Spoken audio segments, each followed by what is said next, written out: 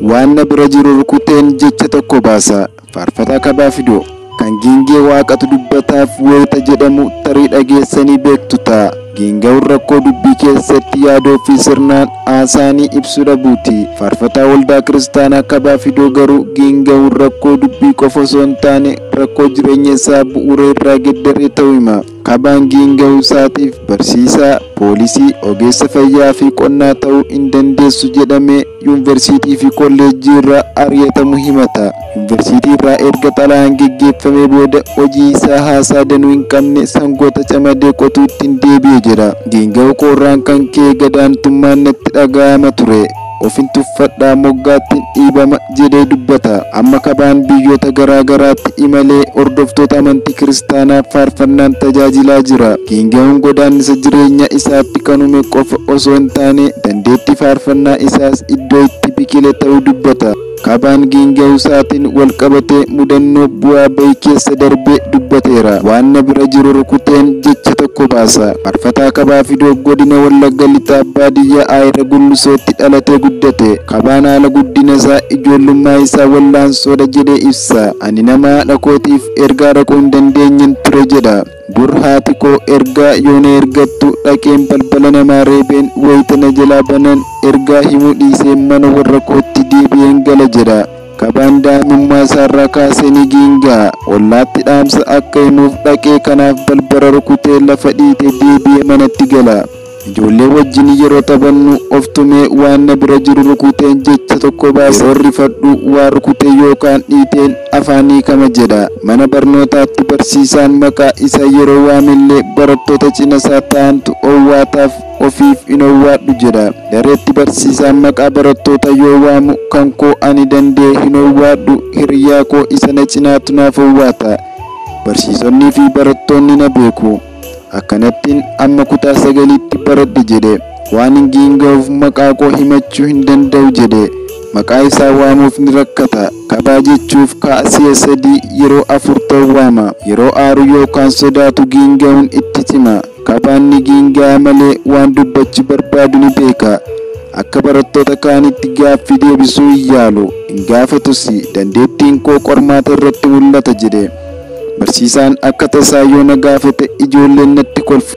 Sana booda barsiisaan akkan taa'u naaf eeyyama.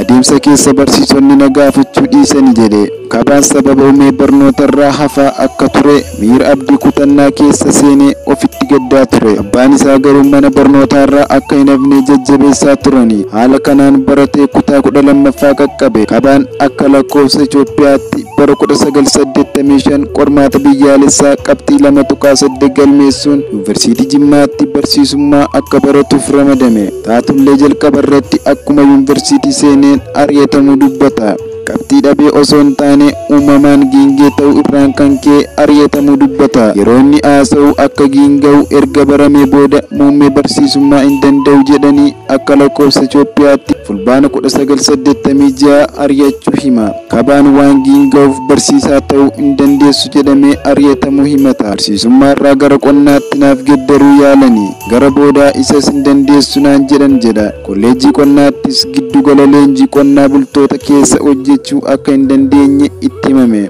Kana qofayyuu miti ogummaa fayyaa akka baratuuf yaadame rakkoo fayyaa dhukkubsataa qorachuu hin dandeessu jedhamee dhorkamuu dubbata. Sana booda Kabaan rakkoo inni qabu xalaa irratti eerame gara mana maatii isaatti deebi'e. Kabaan sana boodas poolisii ta'uuf dorgomeera. Kolleejjii poolisii Sandaafaattis dorgomee darbee gaafa Sandaafaa dhaqu dandeessee yakka hin qorattu jedhani. Yakka qorachuun baay'ee haasa'uu gaafata jedhanii na ari'atani jedha. Sana booda baay'een dorgomee jooree ijibbaadheen qonnaa isaa haasaan barbaachifne qotiyyoo waliin ooluutti hin deebi'e jedhe Kabaan. Abbaan isaa maasii qotatu kutanii fi achumaan Kabaan sangaa ooyiruu isaa qotachuutti deebi'e. Kabaan bakka namoonni walitti qabamanitti dubbachuuf rakkata.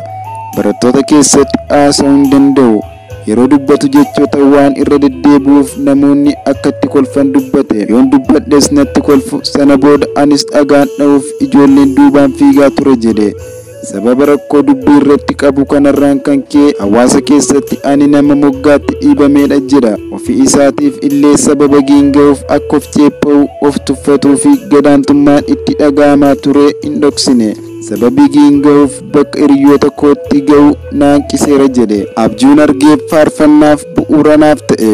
Qabaan erga yuunivarsiitii barachuuf dadhabee booda maatii biratti deebi'ee waggoota lamaaf erga qotatee booda guyyaa tokko osoo lafa qotuu gidduutti yeroo muraasaaf rafee abjuu keessa osoon faarfadhuun of arge jedha. Haadha namaa arraba giingee eessaa nama waamtee akka Museedhaa jedhee faarsuu eegale. Qabaan waa'ee giinga'uu isaatti faarfannaa isaa keessatti deddeebi'ee eere. Sana dura takkaa faarfataa hin turre.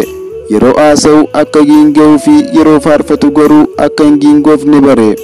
Qabaan jalqaba irratti waldaa kiristaanaa naannoo isaatti illee fudhatama hin arganne jedhe. Lafa dhidhiiteetu nama jeeqa jedhamee akka hin faarfanne dhorkame jedha. Adeemsa keessa gurmuun faarfattootaatti hin dabalame. Yeroo sanatti danda'ee nagaallee nama gaafachuu akka hin dandeenye dubbate. Gara booda Finfinnee dhufe. Faarfannaan isaa viidiyoo kiliippiin maxxanfamuu hordofee beekamtii argataa adeeme.